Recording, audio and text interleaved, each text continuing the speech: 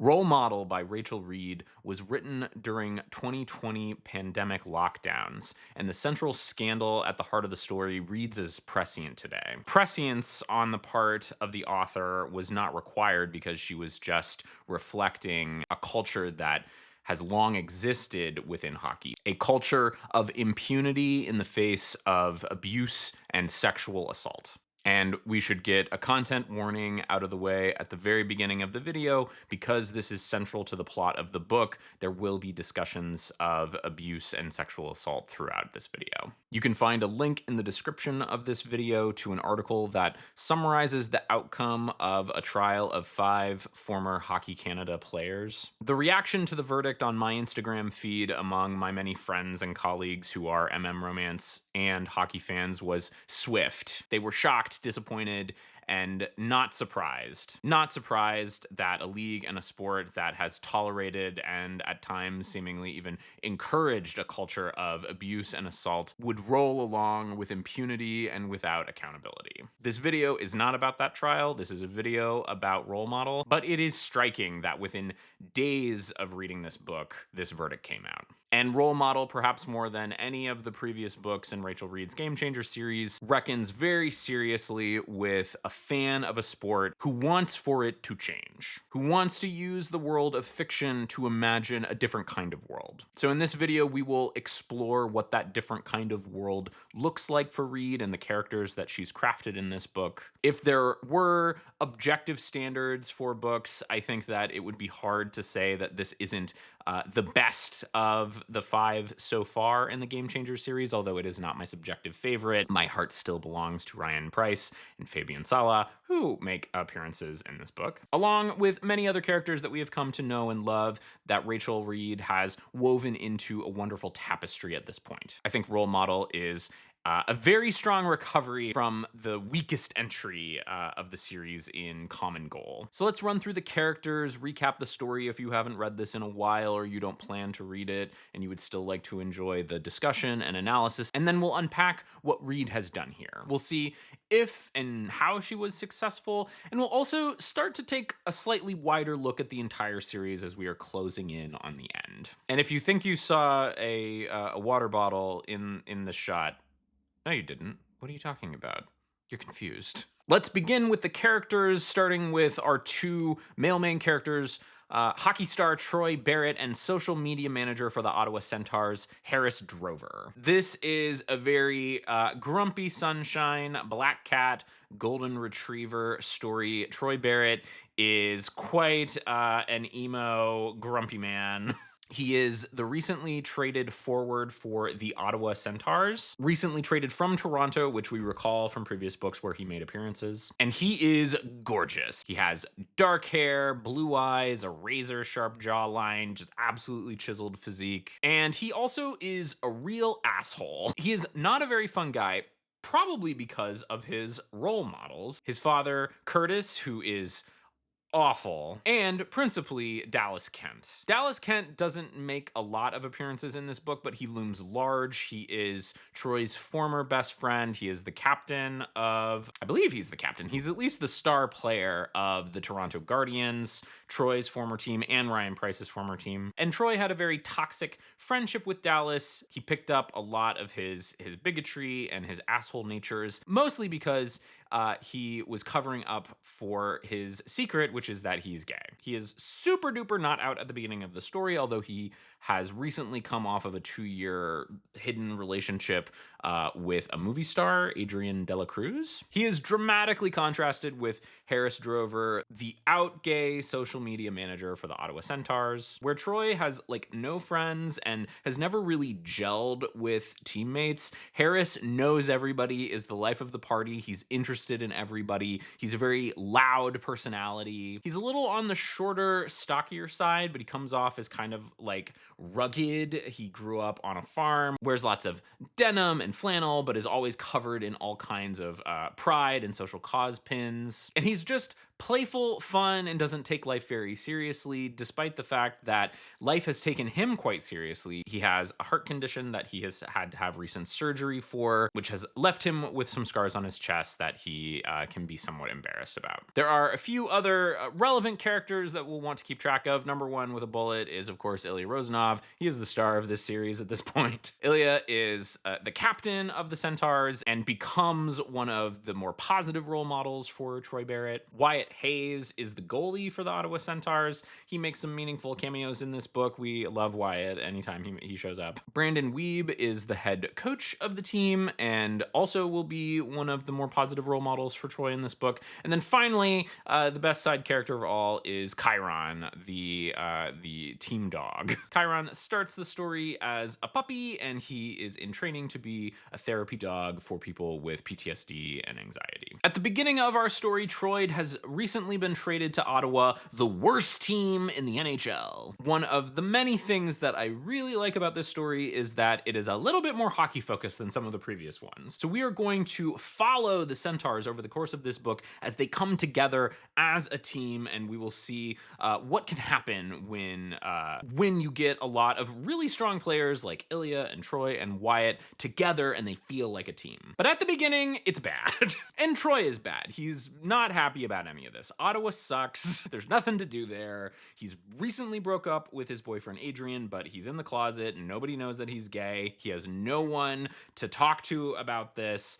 And perhaps most importantly, the reason that he was traded from Toronto to Ottawa is that Dallas Kent has been accused of sexual assault. And Troy, being his best friend, never witnessed any of this, but it feels absolutely true to him. And it got to a breaking point, and on the ice, in a bout of frustration, Troy screamed at Dallas, "You're a piece of shit rapist." This ended their friendship, ended their relationship, and Toronto, wanting to protect their star and wanting nothing to do with Troy anymore, were glad to trade him to Ottawa. Troy gets to know Harris right at the beginning of the book because Harris, as the social media manager, wants to do some Instagram and Twitter stuff about Troy and is already thinking about how they can kind of like reintroduce him positively to fans because he is just getting bombarded with hate online. Hate from people who support Dallas and don't believe the woman and eventually women who come out and accuse him of assault, and hate from Ottawa fans who just like don't like that a rival team member has come over to Ottawa. Just like not a good scene for Troy, but he doesn't really use the internet, and I won't like make too much of a meal out of this, but Troy is just kind of like doesn't really do a lot of anything. Right in the first chapter, we get his kind of like the thesis of him as a character, which is, I'm just here to play hockey. All of Troy's life really revolves around hockey, and as we unpeel the layers of him, it becomes more and more clear that that is because of negative things that he learned from his father, but also it's a place where he can retreat to not deal with anything else in his life. It's one thing that he is absolutely good at. He is a genuine star player, and that is a place where he can be comfortable in a life and in a world where he is largely uncomfortable. There is an immediate connection between the two of them, but Harris assumes that Troy is straight, like most hockey players, and Troy wouldn't dare try to even flirt with someone like Harris, an out gay man. Harris, though, is quite perceptive, maybe not as perceptive as Ilia, but he thinks he sees something in Troy, like an anxiety and awkwardness in him that he is like all bottled up. But he does in the beginning think, yeah, he's probably a homophobe, just like his former best friend Dallas Kent. Can you hear that? Can you hear there's a fire engine going by? As Harris is thinking about how he is going to try to repair Troy and introduce him to the Ottawa fans, he talks with one of our favorites, Wyatt Hayes. And Wyatt says, honestly, I would have assumed Barrett was participating in whatever things Kent was doing at clubs and parties. Thought he was like his wingman, you know? Maybe I was wrong. And Harris says, I hope so. It's my job to make him look like a role model. Wyatt huffed out a laugh. Yeah, good luck with that. Troy then has his debut game with the Centaurs, and the crowd goes tepid. They're not a fan of him. And Ottawa in general is like not a very fun place to play because they have just because they're a bad team, and even their fans don't really show up for the games. The stadium is described at the beginning of the book as like maybe half or even just like 40% full. And while they do win that first game, Troy has a bad game. He's having a bad time. This is just a very bad scene for Troy. But Harris has decided to kind of make it his mission to get to know Troy, do this social media thing, just like try with him. This is the heart of the grumpy sunshine, the golden retriever, black cat. Like Harris just can't stop going back to Troy, even though Troy, especially at the beginning, is just very cold toward him. So Harris does a lot of the talking. He does most of the talking through the whole book. Troy doesn't have a lot to say about a lot of things in like a charming way, I would say. So Harris introduces himself a bit to Troy, and this is where we learn that he and his family are a bit quirky. He grew up on a farm with orchards, and his family are apple cider mavens, cider moguls, and also the house that he grew up in has a ghost. And Troy is like, yeah, this is a little bit too much for me. But Troy consents to working with Harris, to doing the social media thing. Harris proposes that they do a Q&A video that'll be posted on the team's social media, and he also encourages Troy to get some social media accounts. Troy like does not interact with the internet at all. Doesn't have Instagram, doesn't have anything like that. Well, he has a secret Instagram that he uses for cyber stalking his ex-boyfriend and looking at hot guys, but he doesn't like participate in the internet very much, and Harris has to show him things like how to make a post on Instagram. But during the Q&A, it comes out that Troy's hero player is Scott Hunter, which is very interesting. Scott Hunter is one of the best players in the league. This has been like very, very well established in the previous 4 books, but it's interesting that he would say that given that Scott Hunter is an out gay man. And during this discussion with Harris, Troy does say that he's not a homophobe, which is something, and also that he hasn't had ice cream in 2 years, and his favorite treat is salmon. Salmon, exactly what a black cat would enjoy. This is a nice interaction, but Troy doesn't think anything is going to go anywhere with Harris. He doesn't think anything is going to go anywhere with his life. And so he gets drunk by himself at an away game in Vancouver, plays terribly. Ilia confronts him about it, is like, look, man, you can't do this. He says in a very Ilia way, rest today, play good tonight, don't do this again. Ilia has very much come into his role as captain and leader, and I would say, like, I know people love Ilia and Shane in heated rivalry. I think that Ilia in this book is the best he's been, and he is very good here. He basically says, Troy, I know there's something going on with you. I probably know exactly what it is.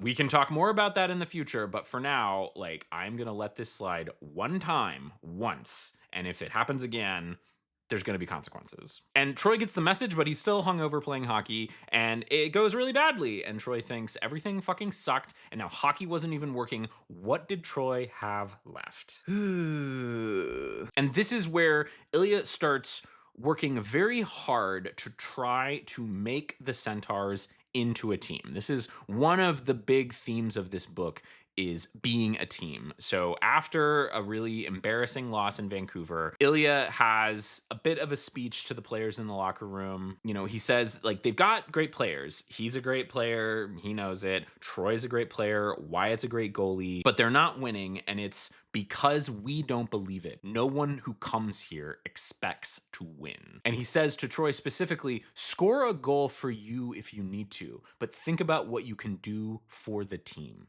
You are, I think, what we have needed. And this is probably the most pivotal part of the early side of the book. This starts to reorient Troy, that he's been wearing this macho hetero bro mask to hide himself. He's been looking up to the wrong kinds of people. He's been like really up by his dad, who was a hockey player and taught him all the wrong lessons, and is like conceited and like just like a real jerk. And then here is someone like Ilia and people like Wyatt and even Harris, who are all really good at their jobs, and they want to be good together. And this is also where he starts thinking like, oh my God, I was like such an asshole to Ryan Price. And that will come up later in the book, but he thinks that knowing everything that he knows now, Ryan confronting Dallas and him and Troy in the locker room in Tough Guy was maybe the bravest thing that he's ever seen. We get a little interlude where Harris goes back to his family, and it is very lovely. We get the kind of contrasting family. There's a very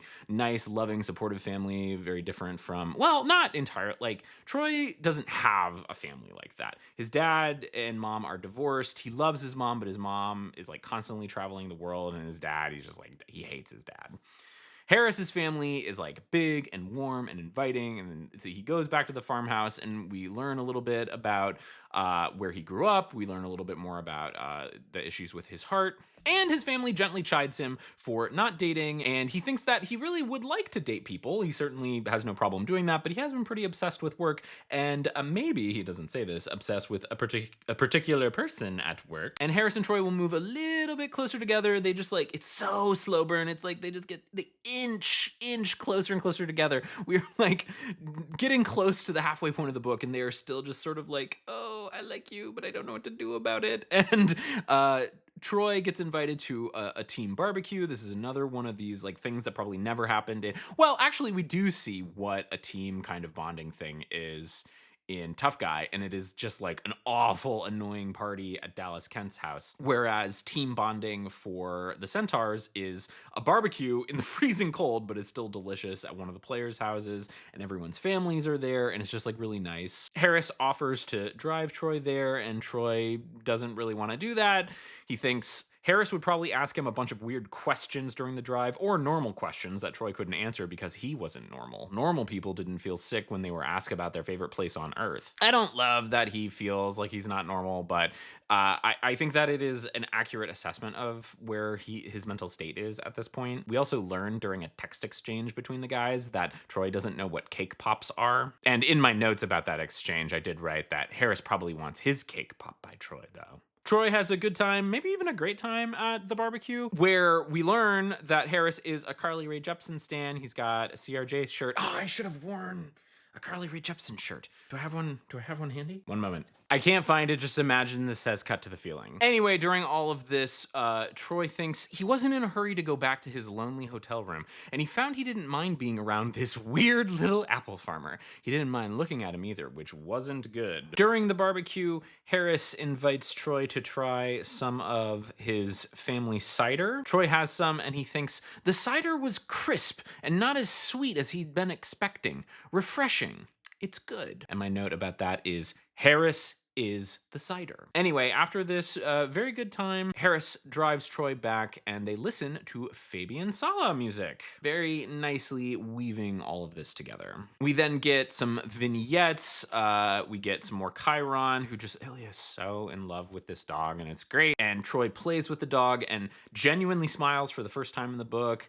And Harris gets some candid photos of that, which are pretty popular on the internet because Troy is pretty nice to look at. Harris takes Troy with him to walk Chiron, and it's the first time he's ever walked a dog. He has his first cake pop. Lots of firsts for Troy in this book. He's not like dumb, he's not stupid or anything, but he's very inexperienced with the world, which we learn in the next vignette, where he thinks like he's also never used a hookup app. There's just like tons of firsts for him. That second vignette is with Wyatt, and they go to the children's hospital that Wyatt volunteers at, and it is kind of heartbreaking that Troy is a little jealous of the children at the hospital because he sees some of their fathers there, and he can tell that their fathers genuinely love them, something that he doesn't really get from his dad.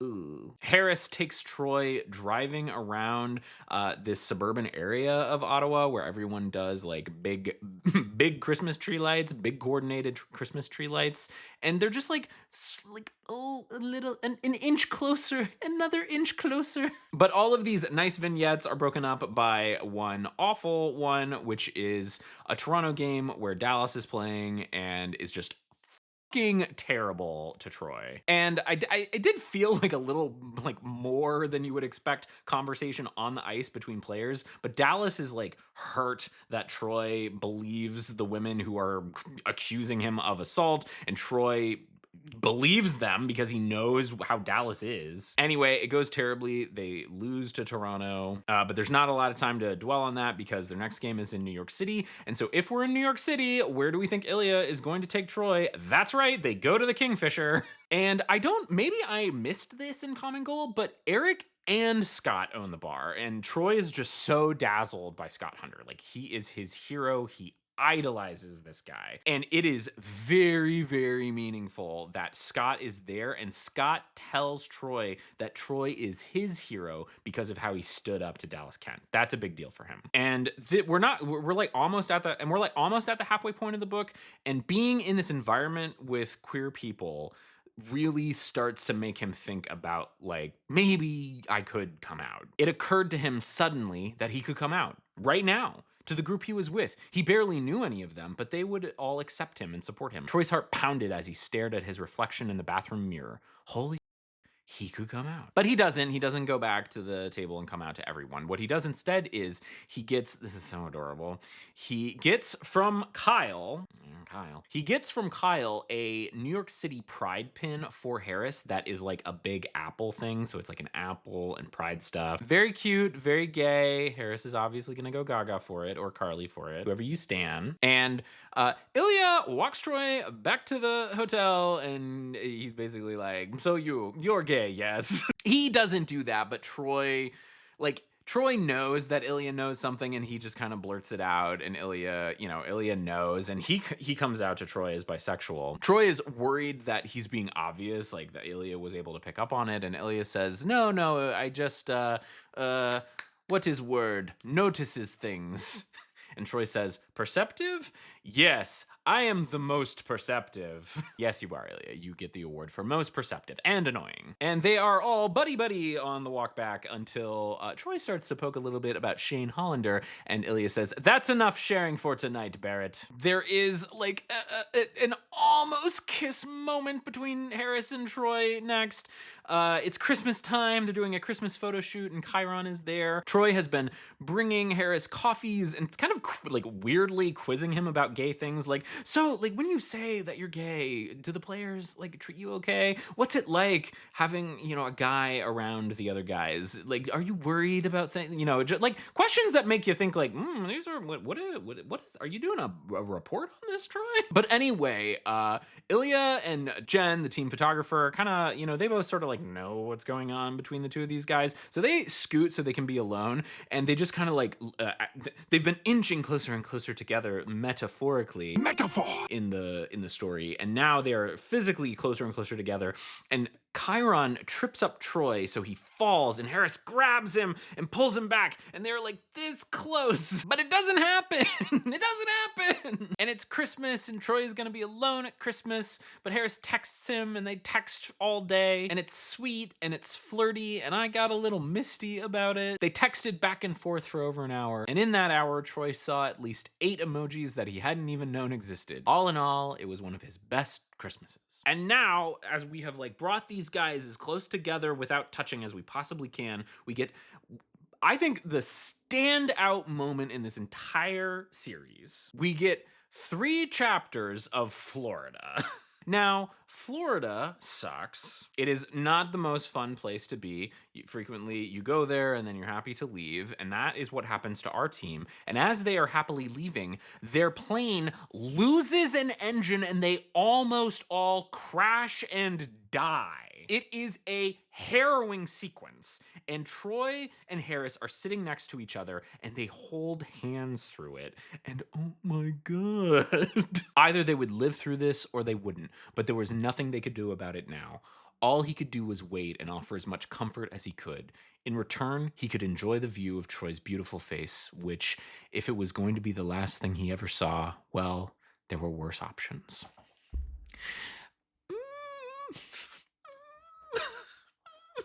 Harris trying to distract Troy from their impending doom says that when they land, he's going to get cookie dough ice cream, a thing that Troy has never had before because he has had very few actual experiences on planet Earth. And after they do safely make it down and they all applaud the efforts of the captain and the crew, Troy thinks his one regret is that he could have died and never kissed Harris. He was everything Troy wanted and everything he didn't deserve. All Troy had done so far was take from him, but maybe tonight he could give something back.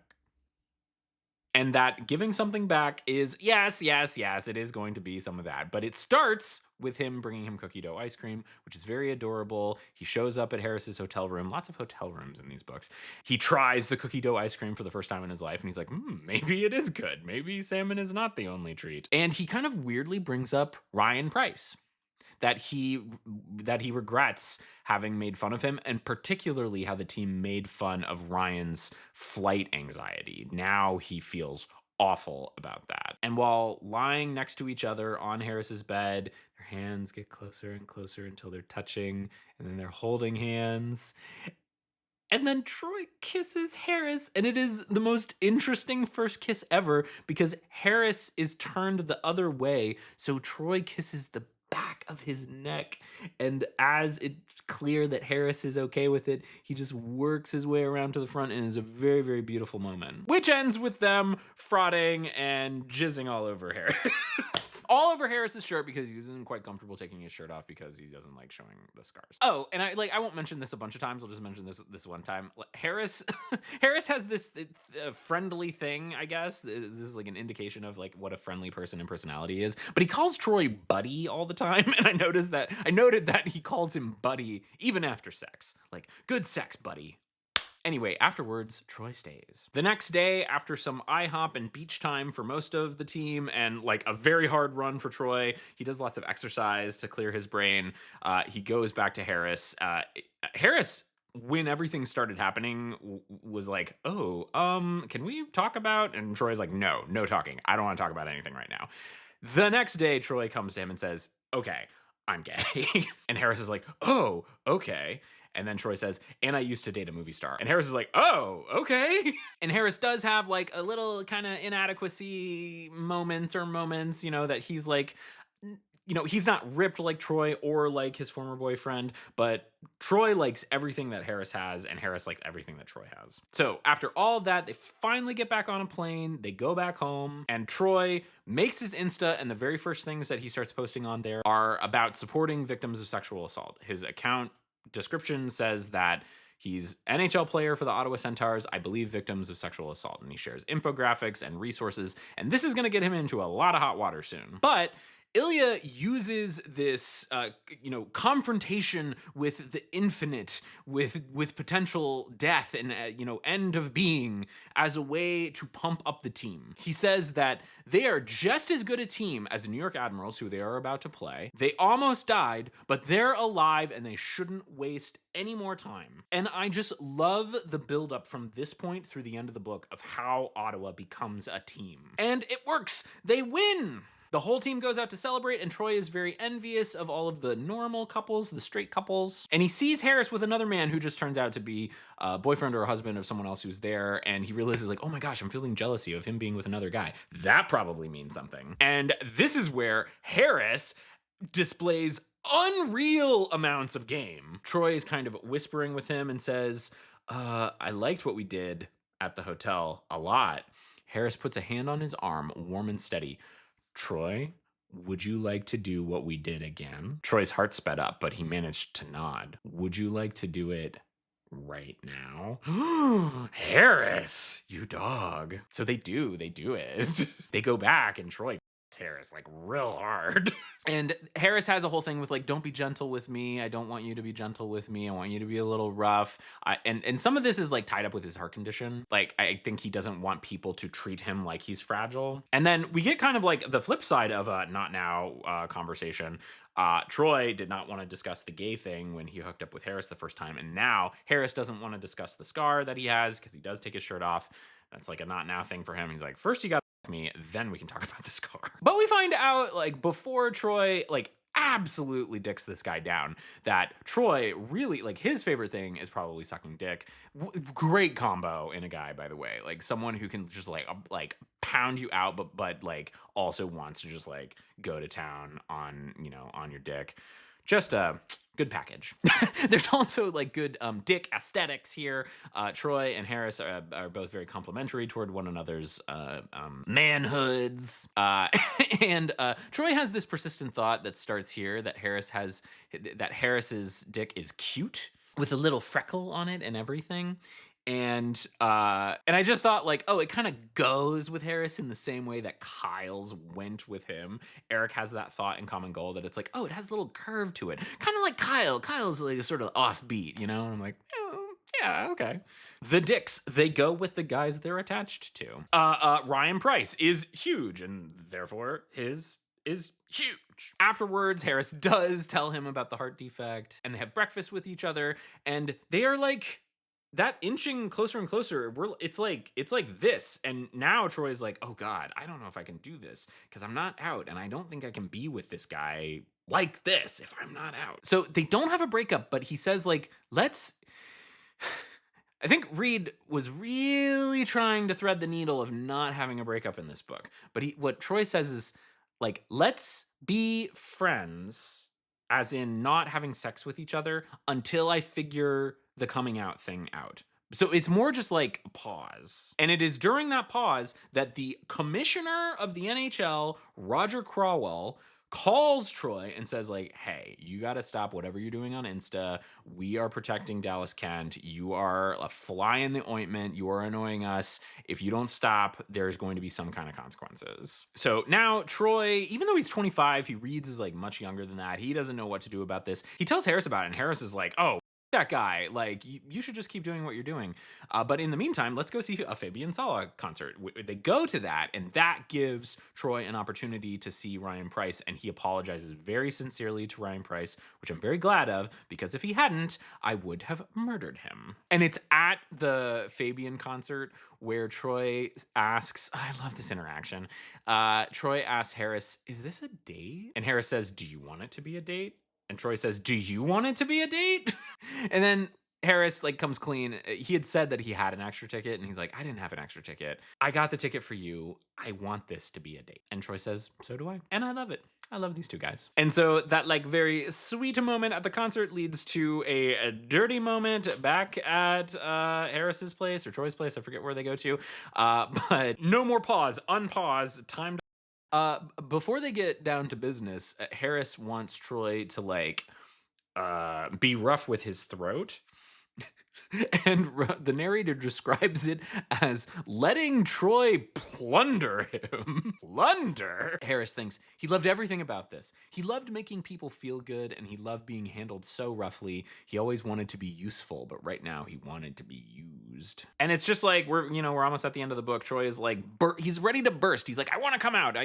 Yes, this makes sense. We can't be paused. We've got to be together. I've got to come out. He almost comes out online right then, but he's like, no, this isn't the right time. So now that they're unpaused, Troy and Harris have a little getaway at, like, a chalet in Quebec, and it just feels very real, and it's romantic, and this is like pushed it way past, like now Troy, it's like, I have to, like, he has to come out. That is like the central thing toward the end of the book, is like, how, like, what is he going to do about this? Because now it's like they're both thinking that they might be in love with each other.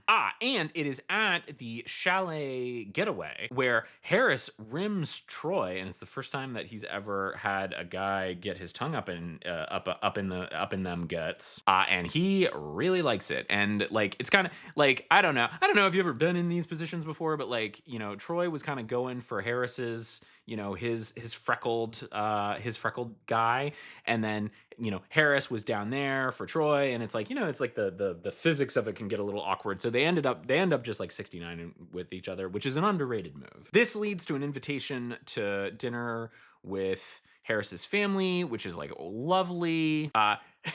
Troy meets Ursula, Harris's family's mean cat, and she hates everybody, but she loves Troy. My note about that is Ursula, the mean cat, likes Troy because he is also a mean cat, Like calls to like. They leave the farm, they go back to Ottawa, they have sex again. Troy bottoms. Not for the first time. Like he and Adrian he describes his relationship with Adrian as like they were just like kind of mutually trying to figure things out about each other. It was versatile. He's into bottoming. It's not it's not his preferred position, but he does like it. So they do that. I want to discuss that scene in detail afterwards, but I think there's kind of like a lot to say about that scene. But now we're in the end game. 2 weeks have passed. They are boyfriends now. They are boyfriends, and now he's decided he has a whole plan. He's going to come out at Pride Night. He wants to talk to his mom. And that happens next, and it's like really, it's a lot. She's immediately very supportive. I love that, and she wants to know everything about Harris, and Troy is happy to say everything about Harris. The coach calls Troy into his office, and he apparently saw Troy and Harris kissing, and he's like, hey, I don't have a problem with that, but you do need to disclose it to management.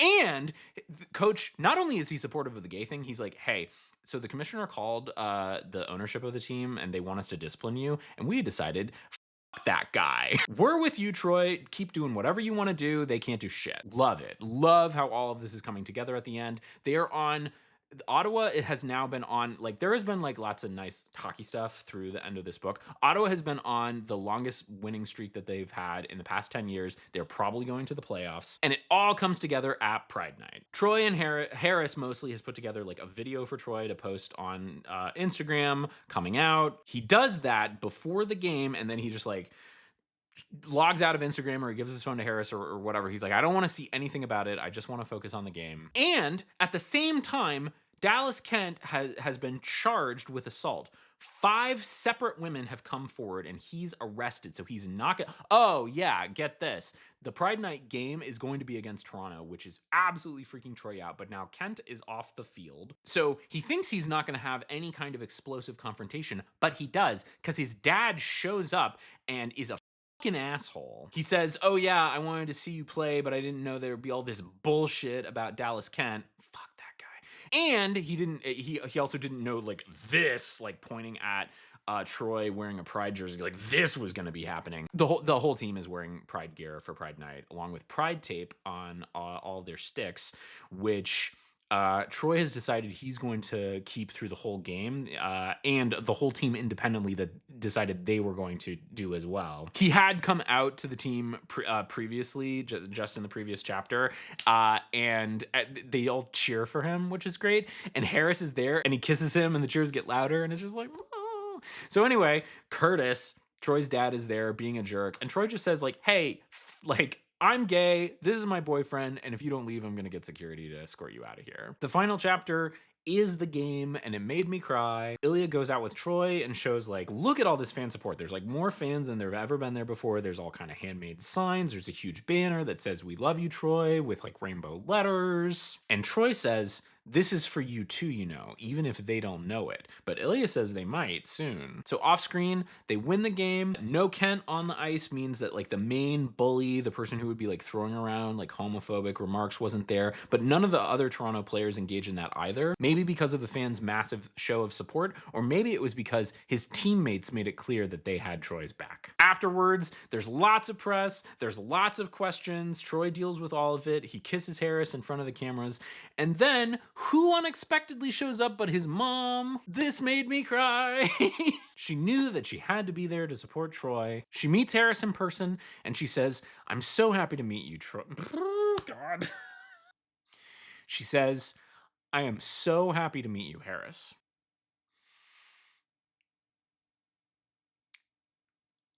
I don't know if I can get this out. Oh no. Thank you for making my son smile again.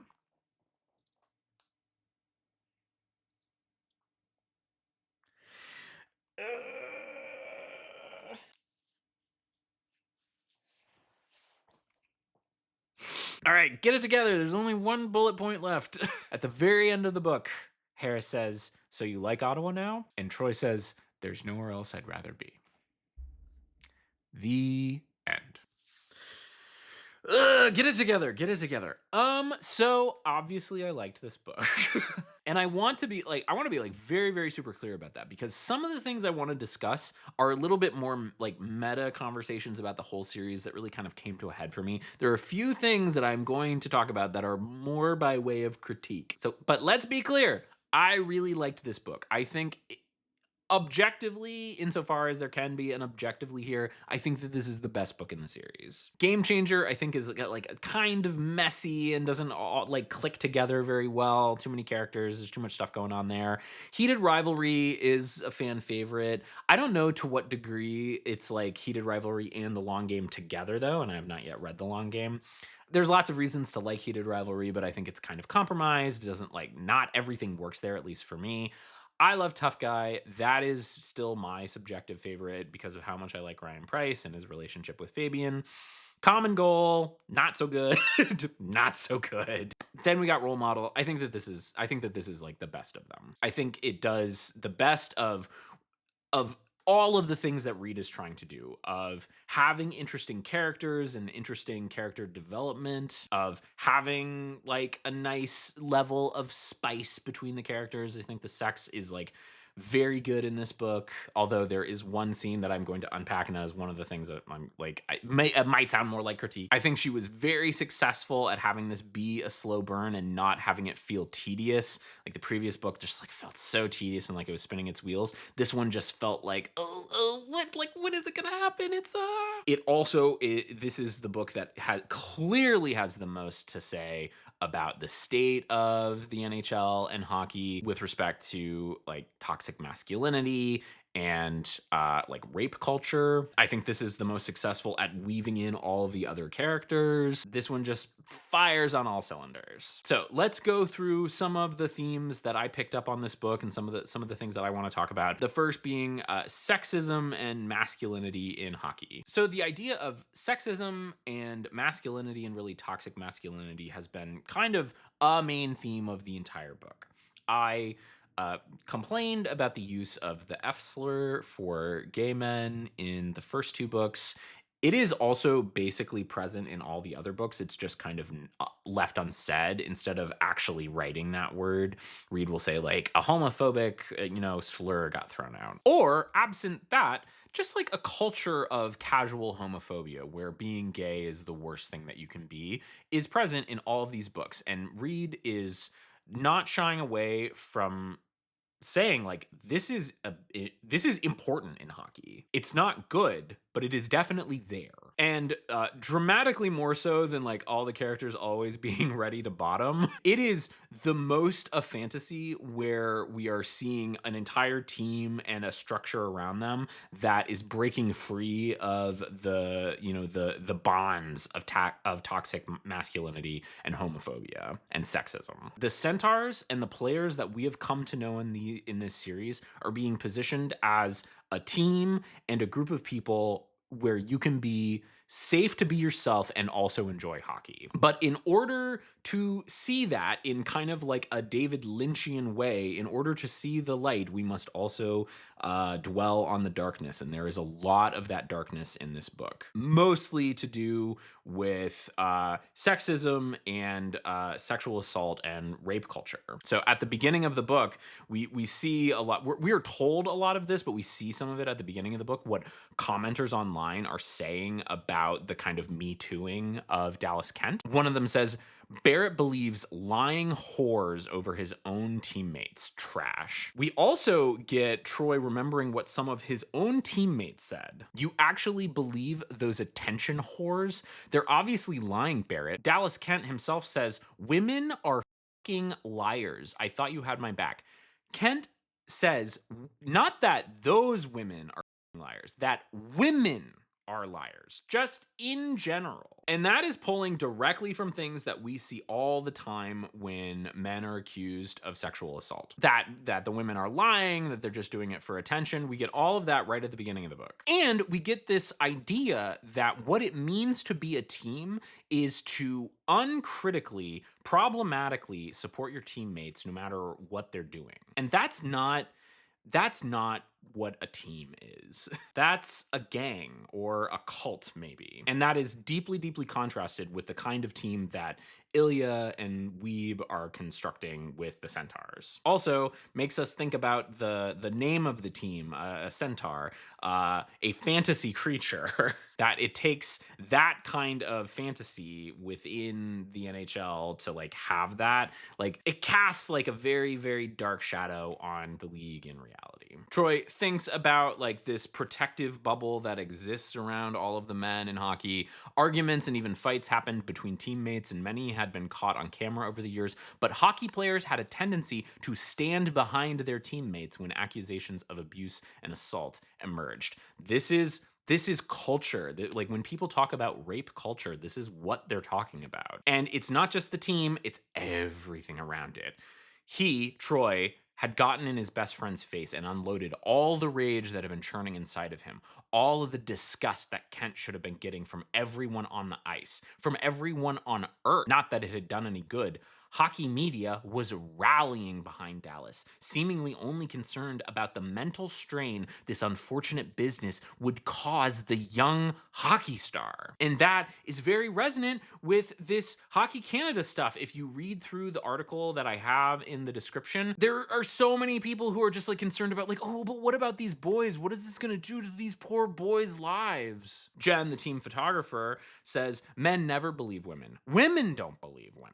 We hear it from the commanding heights of the institution. I think that this is a very smart thing that Reid did. Roger Crowell, the commissioner of the National Hockey League, calls Troy and says, like, you got to cut this out. We got to protect this guy. You're going against the interests of the league. He says, like, pick another issue. I'll have my assistant send you a list of other issues that you can be in favor of and support of. Like, that is disgusting. But he says to Troy directly, you know those girls are only looking for their 5 minutes of fame. Like, fuck that guy. Fuck that guy. And Weeb, the coach of the Centaurs, like reflects on this when he's saying that they're going to stand with Troy, that when he was a player, he filed complaints with the league about his coach for being, you know, a bigot, using slurs, being abusive. And Troy says, like, well, what happened to that guy? And Weeb says he made the Hall of Fame. But Weeb says, I don't regret trying. It's hard to change anything in this league, though. Anyone who tries tends to get squashed. There's also plenty of just like more general toxic masculinity. Curtis, Troy's dad, says, of course, you can't say anything these days. Social justice warriors lurking everywhere. That does kind of situate this in 2020. You don't hear social justice warriors so much anymore. Troy talks with his mom about how he used to look up to Dallas, and he feels really conflicted about that. And Troy's mom says, there's lots of things that you could do to kind of like make some reparations here. You could donate to charities that help victims of sexual assault. You could use your social media to promote those organizations and provide general support for victims. Like those kind of like public displays of things. But she also says, pay closer attention. I was with your father for nearly 30 years, so I know all about seeing someone through rose-tinted glasses and overlooking bad behavior. I'm more careful about who I spend time with now. That's a very pivotal thing for Troy and his growth. And that is paired with the support that he gets in New York in the Kingfisher scene, especially from Scott Hunter. Eric, I think, says, I was impressed that you stood up to Kent. Scott was too. Damn right, Scott confirmed. That took guts. Troy shifted in his chair. It's not like I did anything.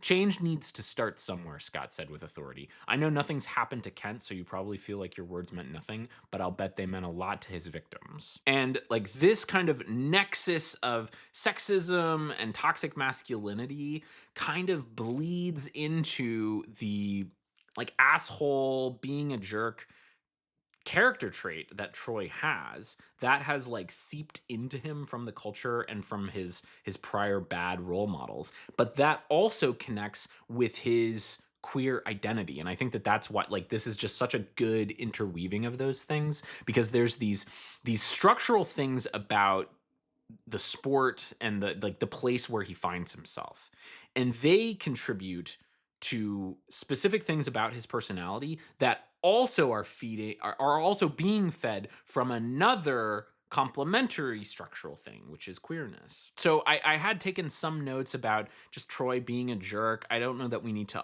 like fully unpack all of that, but he's an asshole. He was mean to Ryan because of his flight anxiety. He knew that Dallas Kent was a bad dude, but he still was friends with him. At the beginning of the book, Troy thinks to himself that he has devoted his entire career to being a prick, and he is beating himself up a little bit about this because like Wyatt had been on the team with him in Toronto, and he thinks like, well, he hadn't been friendly to Wyatt when he'd been a backup goalie, so he didn't deserve to be friends with him now that Wyatt was an NHL All-Star. And it is surprisingly easy, especially if you are pretty straight passing and you're not out, to have a shield of being mean, of being a jerk. In very fact, I was DL. I was in the closet, but hooking up with guys for about 3 years.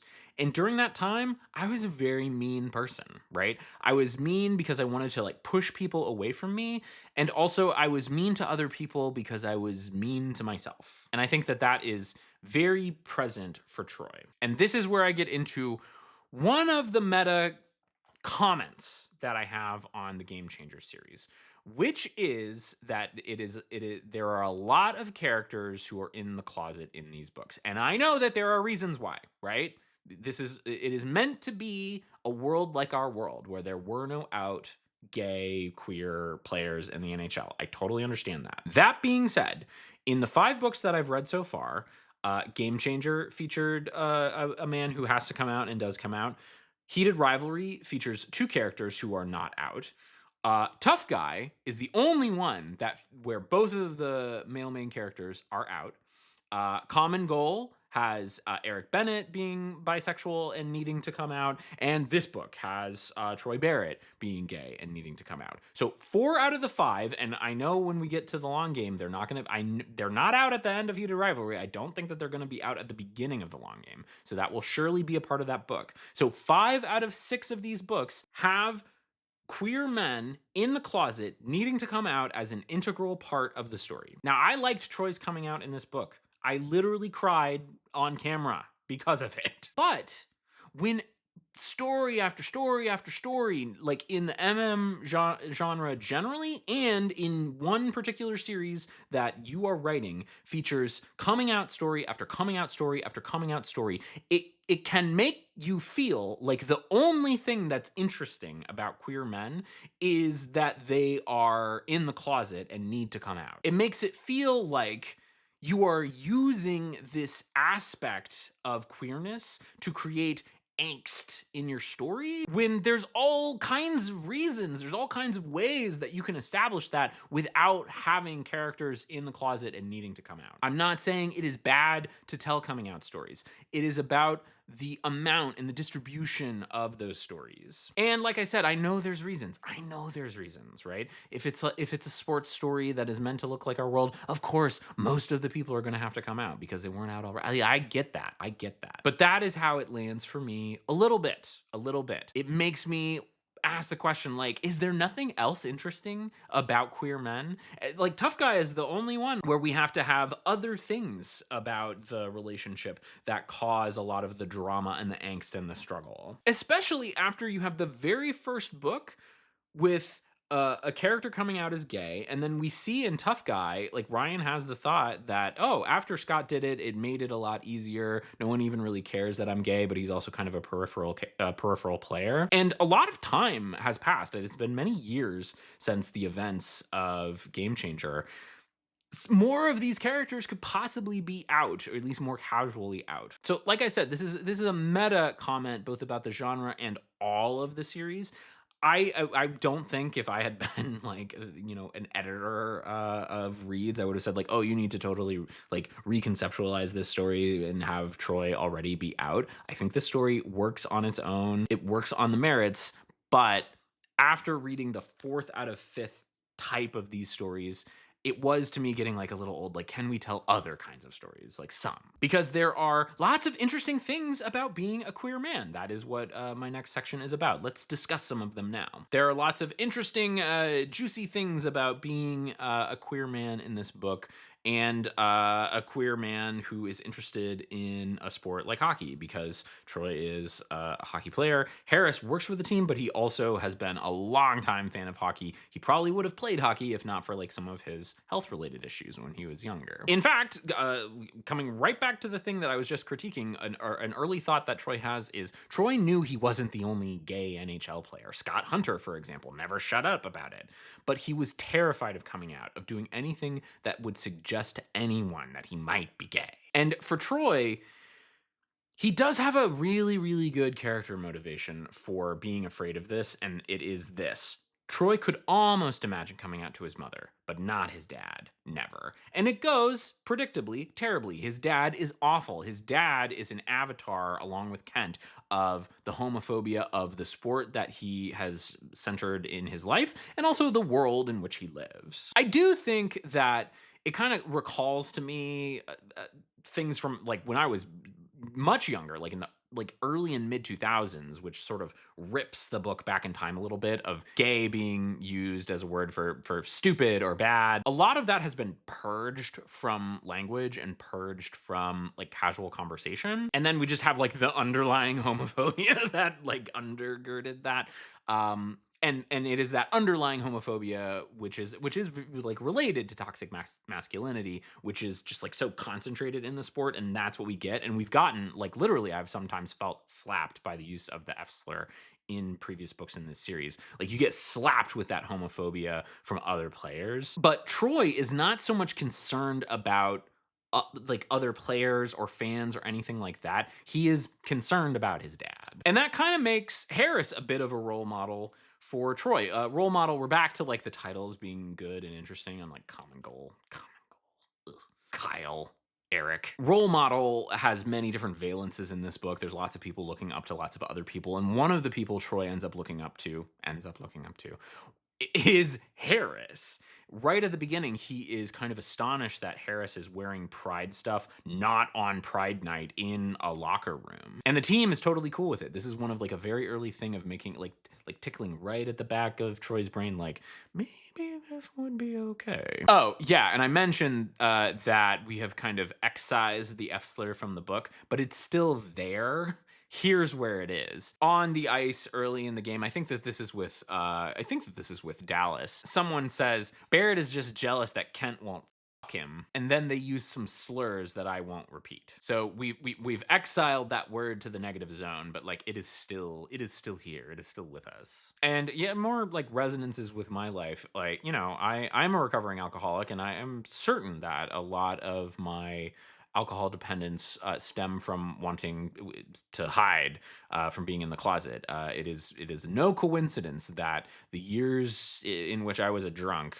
were completely coincident with the years that I was DL. And a few years after I came out of the closet, I also stopped drinking. So Troy does that, gets drunk alone, and thank God for Ilia, right? Thank God for a little bit older, a little bit wiser, maybe not that wise, but perceptive queer man seeing the signs and making sure that Troy is okay. I like the way in which we see the two guys from each other's perspective. Early on, Troy thinks about Harris. He was nothing like any of the men Troy had been secretly attracted to before. He was nothing like Adrian, his former movie star boyfriend. He wasn't even the kind of guy Troy would normally be friends with. But as he watched the absolute goofball in the driver's seat cheerfully duetting with Mariah Carey, he couldn't deny how badly he wanted him for his own, more than Harris could ever know. Harris is also just like deeply lustful over Troy, just lustful over how pretty he is, how beautiful he is. They love each other's dicks. They love having sex with each other. I mentioned the dick aesthetics while I was doing the recap. I think like perhaps more than any previous book, this just has like a really strong like positive masculinity, that these two guys see the positive aspects of masculinity in each other, and the presence of softer, like potentially like feminine stuff in each other. Harris has kind of feminine coded personality things. Troy has like some feminine features to him, how beautiful he is, how pretty his eyes are, and that like brings them together. And I like, it is just like one more ball that Reid has up in the air that she is very successfully juggling across this whole story. A few other grab bag things before I get into discussing one scene in detail about being a queer man. One is when the plane is about to go down, he thinks about what if he had still been with Adrian. You know, they were both in the closet and Adrian wouldn't have been able to like mourn him in any meaningful way. That is very hard. That is very hard. And it kind of, Troy doesn't go there, but it recalls like the long history of queer people who are invisible because they were forced to be in the closet because of society. That is a very deep thought. The next is also deep in a way. In the first butt stuff scene, Troy gets 3 fingers into Harris, opening him up. And I'm just putting it out there. 3 fingers is a lot of fingers. Like, look at that. That's, so it's either like this, that wide is wide. That's wide. That is, if that's the diameter, do I have measuring tape handy? It's a lot. And then all, if you're like doing kind of a duck thing, just like do it like yourself right now. Like get your finger, how can I get your finger into this position? There's like tension running down through my hand into my wrist. Like that's hard. Like I can feel it in my bicep. It's like this is a difficult position to be in. And it's still it's still thick here at the bottom, depending on how far. 3 fingers is a lot. That's a lot. I don't know that you need 3 fingers. 2 fingers is kind of a lot. Anyway, a thought that Troy has while considering coming out is someday he hoped he would be among openly queer people and feel that he belonged. Because yes, he was a jock, but he was also gay and he needed to figure out a way to be both. That is such a good thought, and it doesn't get explored a lot in this book, but that's something that I feel very strongly. Like I'm a nerd. I like Star Trek and Dune, but I'm also gay. And there's no one way to be any of those things. But I think that especially like for Troy, especially if you if you haven't had a lot of experiences with that community, you can think of it as a stereotype. And then Harris kind of exemplifies some of those stereotypes, but in a positive way of like he's just being himself. And this is just like a total stray observation, but I really like that Harris is very good at his job, just like Troy is very good at Troy's job. That they're both excellent at what they do. Harris is excellent at social media in the same way that Troy is excellent at being a hockey player. Troy also, like toward the end of the book, Harris is just like kind of marveling over Troy's body, and he's like, "I didn't even know you had muscles here." And Troy says, "Like it is my job to have those muscles. Like I'm a professional at being in the gym." But like maybe this will get maybe we'll see a little bit more of this in the long game. That is like a great thought about. That I think actually gets the most explored in Tough Guy. Love that book. Of all the different ways that you can be a queer man. But anyway, wrapping up the taking a close look at queer men, I wanted to talk about one scene in particular. So this is Troy's first time bottoming scene. This is chapter 23. So they're coming from Harris's family's place where they had a big meal, including pie and cider, and they go back to I'm bringing that up for a reason. They go back to Ottawa, and Troy wants to bottom and does, and has a jolly good time. So this scene is bringing up a lot of things for me about the whole series. So like there are a couple firm positions that Reid takes in these books. 2 of them are on display in this scene. 1, no one ever needs to get ready to bottom, and 2, everyone always uses condoms. I think that these are just like personal preference. Like this is how I am doing sex scenes in my book. Like there is not a single one that is different from that in any of these books. I do also think that you could call this a critique if you want. I think it is just noticing something, but these books kind of put anal sex on a pedestal. Like that's the most sex that you can have. There are good scenes in most of the books where the characters do other things than that, but it does seem it has like kind of a teleology. Like we are like ascending Mount Butt to getting to the stuff, and that's okay. Lots of people enjoy butt stuff, and I think that this book does a good job of not quite putting it at the top of that mountain, not quite being on that pedestal. Because in the previous chapter, when they're at the kind of like chalet vacation getaway, they don't have penetrative intercourse. They just do other kinds of stuff. I think that we are meant to think and know that they did, but we don't see it on screen. We don't see it on the page. The stuff that we see is other stuff. But the longest, largely most consequential sex scenes in the book do happen to be like penetrative anal intercourse scenes. So I this is mostly a personal preference thing, but I don't like having absolutely no consideration for getting ready to bottom because for a lot of people that is an aspect of the sex that they're having. And what I think why I think that this is important is that who your characters are should drive those things. And it's kind of weird and coincidental that like, well, every one of my characters is a know their own body bottom who never preps for it. It's like that seems unlikely. I think like particularly like someone like Eric Bennett who is like very type A and like keeps a very nice house. Like he seems like the kind of person who'd be like, I am going to get ready for this. Shane Hollander seems like the person who would be like, I am going to get ready for this. Troy is described as having like meticulous personal grooming, a whole like face care routine. He like shaves down there and it's all neat and trimmed and stuff. It's like, and you really don't think that he like gets ready to bottom? Now, this scene in particular, I did not have a problem with. And it's like, this is where I think like you can get away with this. You can get away with this and not bother me. Like if you're thinking about writing a book just for me, by doing something that Reid does, which is, and it's, you got it, like, I think you can get away with this a lot better with third person narration. And that's how she gets away with it, which is we don't exactly fade up in the middle of the sex scene, but it's just like a couple short paragraph, really just like a few sentences that gets the characters from the car ride into the bedroom. And then the detail, like,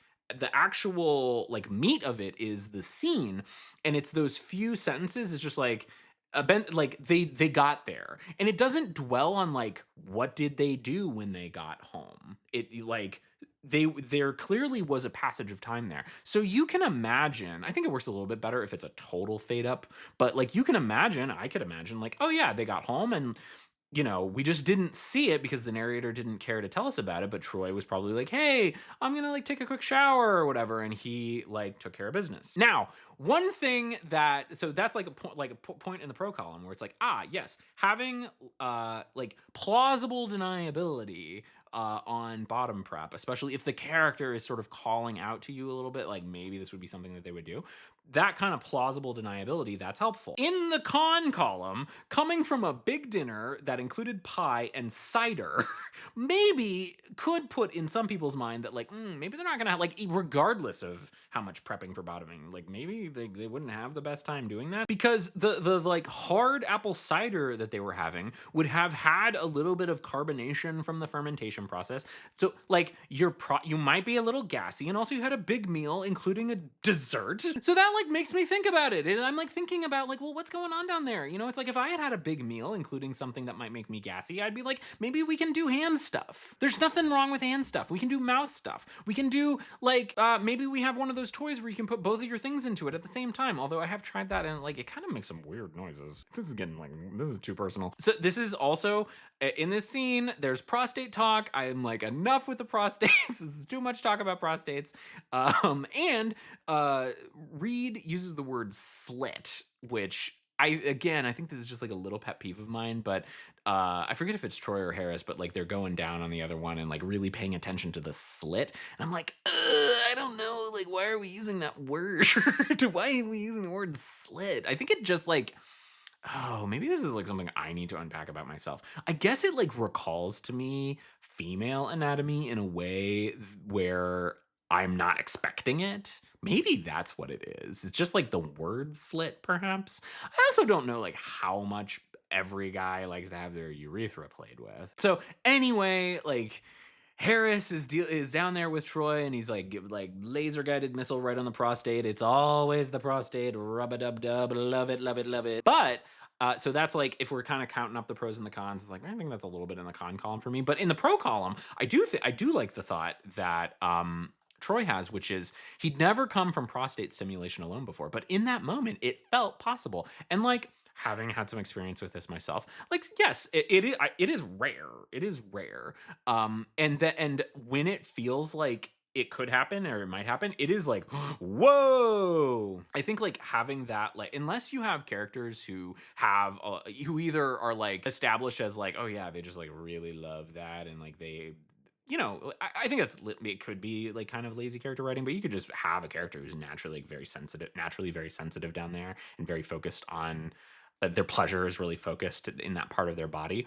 But you could also have characters who know like this is exactly how you can get me off down there, and this is what you need to do, right? But regardless, just like having that thought of like, oh my god, is it happening? I think this is happening. That's good. I think that's really good. Oh, another a third firm position that Reid takes in all of the sex scenes, and it's in this sex scene too, is that you never say I. You don't say I anymore, and that pronoun is gone in sex scenes. So instead of saying I want you, Harris, you just say want you, Harris. And it's just like that's one of the things that makes a lot of the sex scenes feel the same. Like it feels a little samey to me, that like every single guy she writes talks like that in the bedroom. Even when the construction of the scenes is very different, the guys are very different, they have different personalities, different like things that they like or don't like or whatever, but they all kind of talk the same way. I think that's like, I don't know, it's lazy. I think it is just like preference, that she just like prefers to hear men talk like that in those scenes. And I am sure that there are people who are reading it who are like, I prefer to read men talk like that.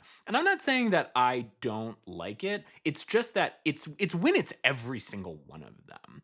Like it's another example of the like, why do all of the guys have to be in the closet, or all of them except for Ryan and Fabian? Why do all of them have to talk this way? Why do all of them have to do like anal sex with each other? It just seems that like you have sort of these idealized, almost like pulled from like sexually explicit video material that you're gonna like plop into these stories, and you lose some of the like actual true character things if those scenes are samey in this way. This is not like, and I'm not saying the scenes are bad. It is more to do again with like the accumulation of things about them, so that when I was reading that specific scene, I'm like, again with the prostate, again with the like want you, again with all of these various things. Even though I think it works perfectly fine in this book. All right, so we have spent an inordinate amount of time talking about one butt stuff scene. Let's move on. This is going to be a long one, team. Speaking of teams, I do briefly, before we get to the good stuff section, I always like to end these videos with all the good stuff, and there's a lot of good stuff in this one.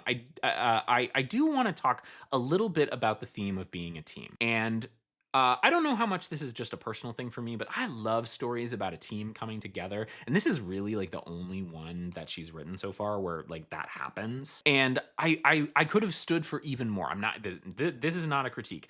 I think it works great for this book. If it had been a little bit longer, I think we could have established a couple other characters more, like Wyatt and Luca. I didn't even bring up Luca because he's just not very relevant. But like some of the other side characters, we could have a little bit more with them that would feel even more like we're coming together as a team. All these books are very like pretty laser focused on the two main guys. I think that's totally fine. But I say that because I loved how much this is a story about a team coming together. And I love, like I said, I think this is the best Ilia that we've seen, is the Ilia in this book. I love his leadership. I love everything about what we see with the centaurs. I love Weeb. I love how they stand up for Troy, as like when he comes out, stand up against the commissioner. And Reid put a lot of time and care and craft into telling the story of the centaurs in this book. And if there's one thing, like we get like sort of the setup, but we don't exactly get the payoff for it on this team building thing that I wish was there, is the setup that we get is before the team has really started to like, before they go off on their kind of historic winning streak, Troy thinks there was no confidence in the room, the locker room. In Toronto, the Guardians' locker room had always been loud and often aggressive before games. There'd always been an assumption among the players that they were going to win, that anything less was unacceptable. Here in Ottawa, the locker room energy felt more like an acceptance that they probably wouldn't win, but maybe they wouldn't embarrass themselves completely. And then Troy has this concluding thought. It was fucking annoying. And what I think about this is what Troy and the team kind of learn is that you don't need to be aggressively, toxically masculine and macho. You need to have confidence. You need to believe. This is exactly what Ilia says. You need that confidence that you can win. And I also like quite a lot how much mostly Ilia makes it about the team, right? I mentioned this quote in the recap that Troy wants to score a goal for himself. And Ilia says, score a goal for you if you need to, but think about what you can do for the team. Troy early on kind of pushes back about Harris when Harris says, oh, they're a good team because they all have good personalities. Troy says, personalities don't win cups. Troy said bluntly, this is back when he was being mostly a jerk. It sounded like he was repeating something a coach had drilled into him. I don't know about that, Harris says. Camaraderie counts for something. I'd think it would be hard to win games if you hated your teammates. And then like Ilia, mentions this when they play against Toronto and Kent is going to be on the ice. Ilia's with Troy and Troy says, I don't know, I'm not ready. And Ilia says, you are not facing them alone. We're with you. We have your back, Barrett. I just love the whole team building, teamwork aspect of this book.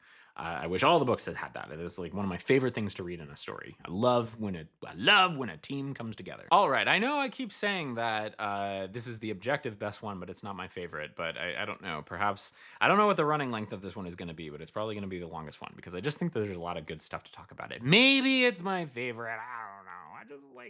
I just love Ryan and Fabian so much.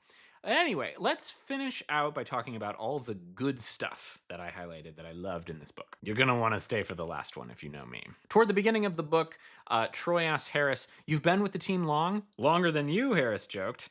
I like that because it's like Troy's first day. But we even get a kicker. Troy got the impression that Harris was rarely serious.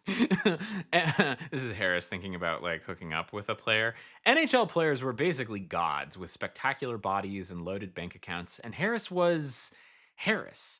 Short, a little pudgy, unathletic, and definitely not rich. He earned less in a year than some of the players did in a day. So Harris's personal pledge to never sleep with a member of the team he worked for showed about as much resolve as pledging to not take too many trips to the moon. Also, short, a little pudgy, unathletic, and definitely not rich.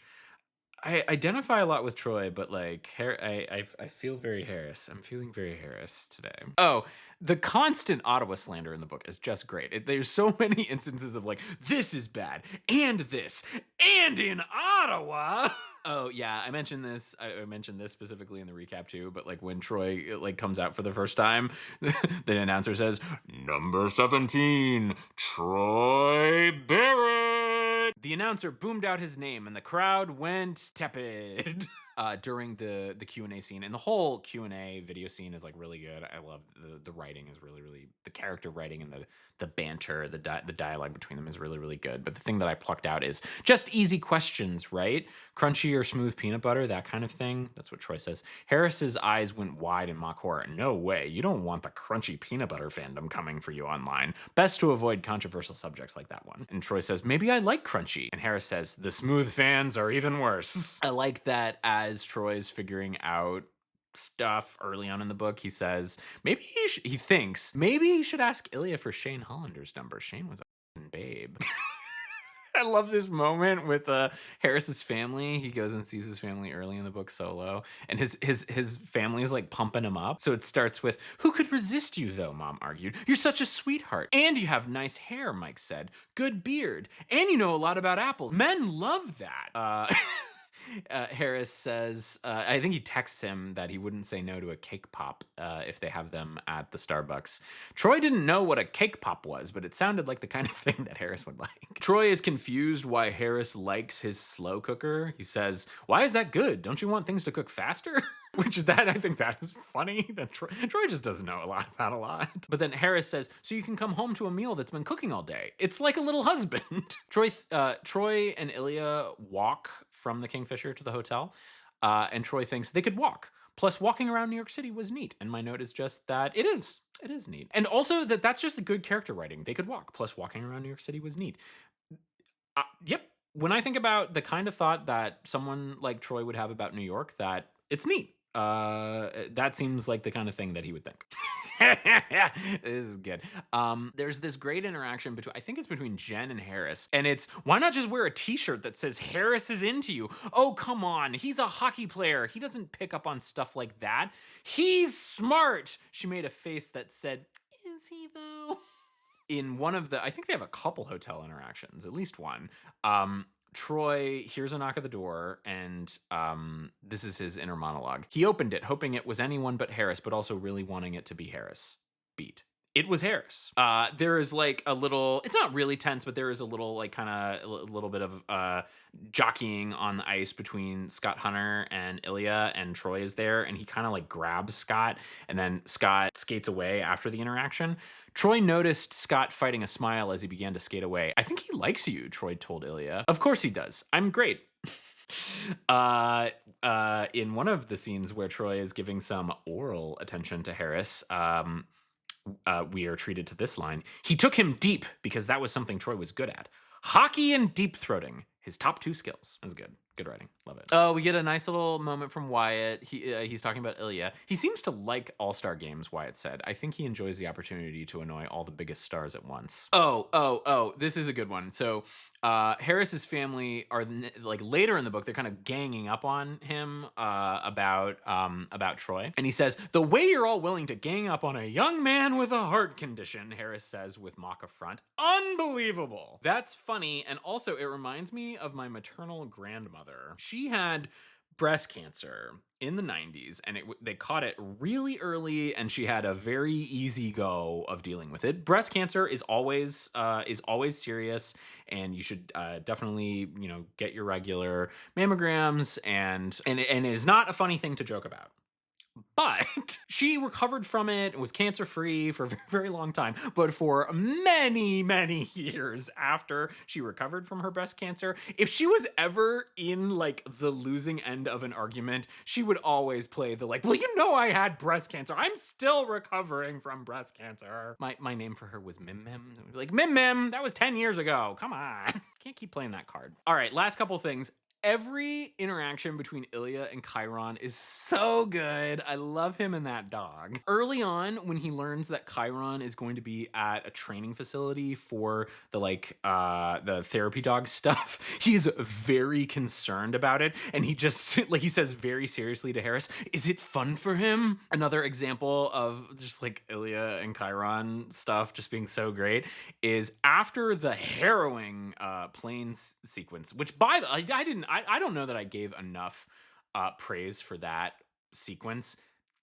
Best part of the entire series. That really, really smart, really exciting, really, really good. But after that, Harris says, too bad Chiron isn't here, Harris joked. That would cheer everyone up. Ilia's head shot up, eyes burning with shock and indignation. Then Chiron would have been on the plane. What the fuck, Harris? He would have been so scared. All right, second to the last thing. This is like a more meta commentary about this specific book, but I think that this is Reid at her very strongest writing. And my overall note is that there's frequent, really good integration of narration, verbatim thoughts, and dialogue, and it just feels like very confident writing. So I have one example of it, but it's kind of through the whole book. So there are 3 modes of writing in this book. There is the third person narration that's just telling us that this is what is happening. There's usually italicized, but not always. Reid is a little loose with she uses italics for literal verbatim, this is what this character was thinking, but we're often like told what they're thinking in the narration. But like she does have the narration that's telling us what's going on, verbatim thoughts that a character is thinking, and dialogue. So here's an example from early on that I was like, really good. He was also, Troy realized, talking to him, and Troy wasn't listening. Sorry, Troy said. Just saying that you don't seem to have a social media account. Not one that anyone knows about, Troy thinks. No, I don't.